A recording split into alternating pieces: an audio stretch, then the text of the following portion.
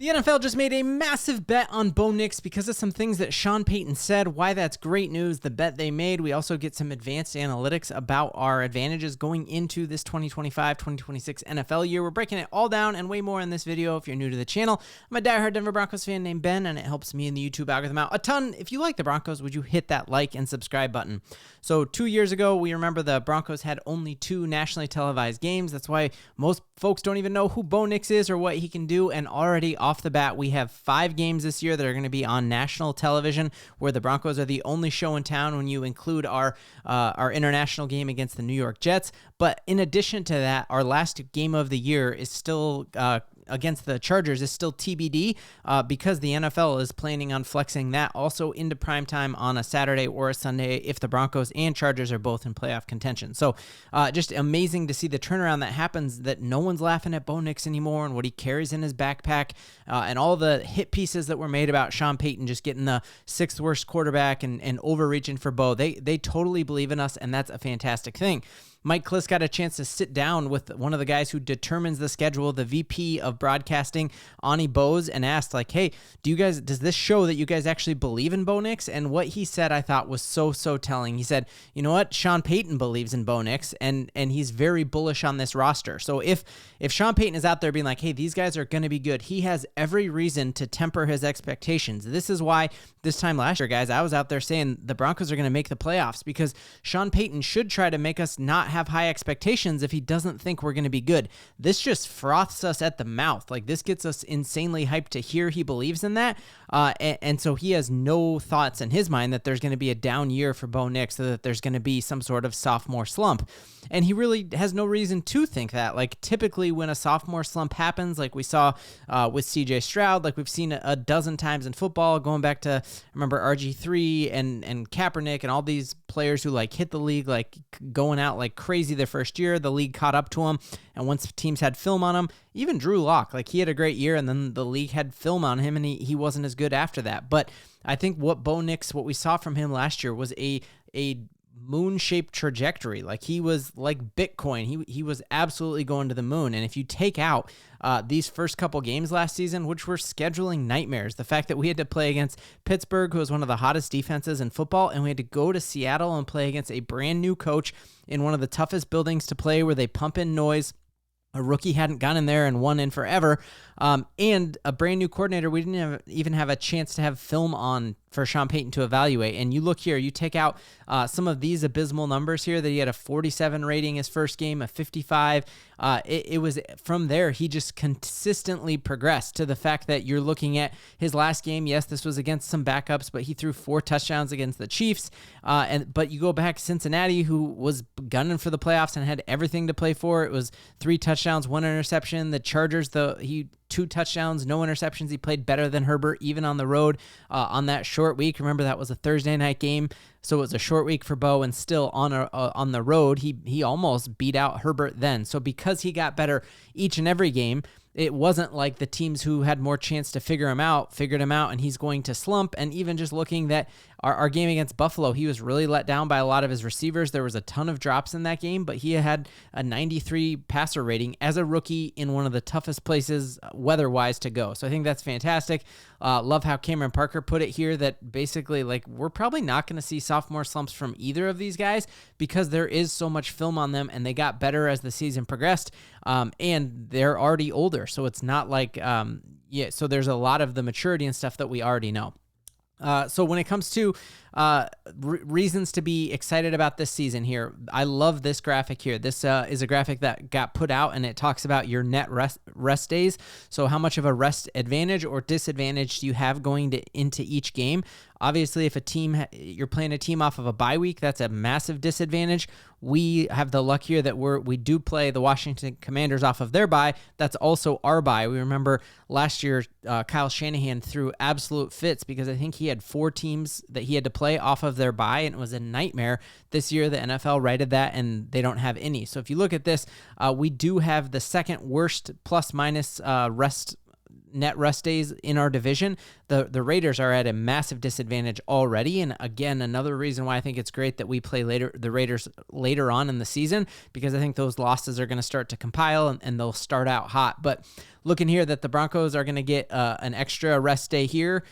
They are going to be playing a couple games here with, 1 or 2 less days of rest than their opponent, but it's nothing like playing a team who's been resting for 7 days and you're on back-to-back away games. So I think that's really good. So here, this -3 is we play the Giants, and this is going to be after they've played on Thursday Night Football and we've played in London.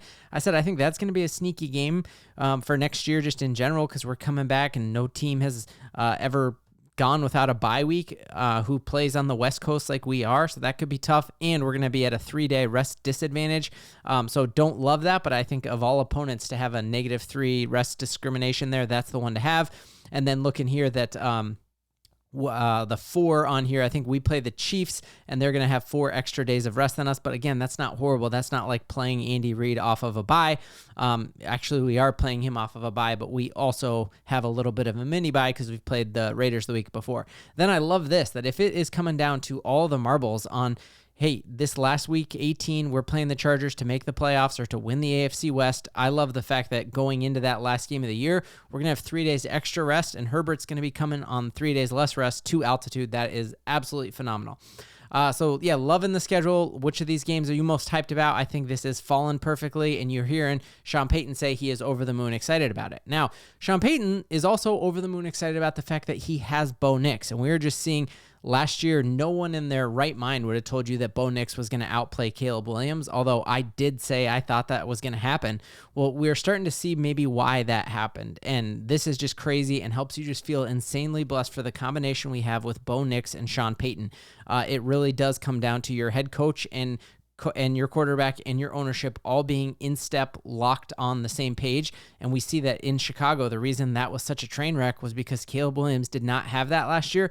He intentionally did not want to go to the Bears. Like, can you imagine how horrible that would be as a Broncos fan if a story came out like, yeah, Bo Nix tried to do everything in his power not to come to Denver? No, every player wants to come to Denver. Like, we heard RJ Harvey say he had Denver circled as the team he wanted to draft him. We saw all the wide receivers who wanted to come here this offseason. So Caleb Williams didn't want to go to Chicago, and this year he would sit down and watch film alone, and he texted his dad and said, no one tells me what to watch. I just turn it on. That's kind of how it is with me and watching Grey's Anatomy when my wife has it. Like, I'm just like, get me out of here. What am I even doing? Like, it's on the TV, but it's not registering here. And it honestly, it's like how my wife probably experiences a lot of Broncos games. Like, it's there, but she isn't totally engaged. So it's amazing that Shawn Payeyton already this offseason has been sitting down and watching film with Bo Nix. We heard RJ Harvey said he sat down with Shawn Payeyton and they talked and watched film of Alvin Kamara. Caleb Williams, the starting quarterback, the future of the franchise for the Bears, sits down and watches film alone, doesn't even know what to look like, doesn't even know what he's looking at, and I think that is a great thing that we have that amazing coach and quarterback tandem right there. It's going to be awesome. So here in the unanimous opinion out of Broncos Park is they love how this schedule is falling, that really the only disadvantage is that we are playing the Chiefs off of their bye, that our bye is kind of negated, and the last caveat there being that we don't have a bye week after the London game. But other than that, our start is going to be absolute fire, you guys. The fact that we are going to have a rookie quarterback come play against the top-ranked defense in the league, that's going to be amazing. The fact that we still don't even know who the quarterback is of the Indianapolis Colts, and we broke their back last year with a rookie quarterback and have just since gotten way, way better. And I love the fact this game here, 9/21, my birthday, my daughter's birthday, amazing here. I cannot wait for that. And then I think another thing as to why you should feel hyped about the season and why you should smash the over on whatever you think the win predictions is going to be is taking a look here that one of the hugest advantages that we're going to have going into next season is that we have the best defensive player in football, and that's not a homer take. That's what the NFL said last year. And if we take a look here, that you're going to have Pat Surtain with the ability to erase every corner or every wide receiver on this list, and none of them are even that scary. The fact that as PFF put out this notable matchup list, how many teams going into their matchup with the Broncos don't even have a receiver who's good enough to make this list? I think that's a great thing. So Ladd McConkey, We saw that, one of the reasons the Chargers played us so much better the first time they played us was because the first snap of the game, you had Pat Surtain go out with a concussion. So I think you have Pat Surtain healthy, and now Jahdae Barron healthy and able to guard that slot receiver as well. I think that is a win for the Broncos. I think here Jamar Chase is going to be another fantastic matchup, that Monday Night Football game. And I think if you just look at this is a very favorable matchup that all these teams are relying on this receiver making a difference, and Pat Surtain is basically like just pushing the delete key on your best player and saying, yeah, good luck with that. You're going to have to go to plan B. It is a little bit of a bummer schedule-wise that we do draw the Chiefs later on in the season, because I think Rashee Rice will be having at least an 8-game suspension, and so he will be back from suspension by the time the Broncos play him, and then also being back from that injury. But there is so much hope here in Broncos country. Which game are you going to try to get to if you get to a game this year? Broncos country, we've got so much to believe in. This is for the Nuggets not losing tonight.